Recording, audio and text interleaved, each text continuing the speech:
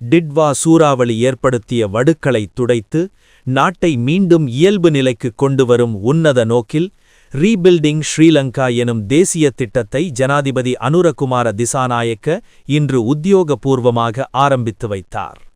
பிரதமர் ஹரிணி அமரசூரிய தலைமையிலான 25 பேர் கொண்ட ஜனாதிபதி பணிக்குழு ஒட்டுமொத்த மீளமைப்பு பணிகளையும் கண்காணிக்கும்.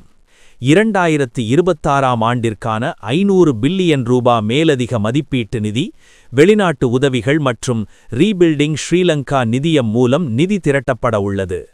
பாதிக்கப்பட்ட 20,000 முதல் 25,000 வரையிலான வீடுகளை கட்டியெழுப்பல், சுகாதாரம், கல்வி மற்றும் போக்குவரத்து உட்கட்டமைப்புகளை சீரமைத்தல். இந்த திட்டத்தின் கீழ் 8 உபக்குழுக்கள் அமைக்கப்பட்டுள்ளன. இவை முறையே வீடமைப்பு, உட்கட்டமைப்பு, வாழ்வாதாரம் மற்றும் நிதி முகாமைத்துவம் போன்ற விடயங்களை கவனிக்கும்.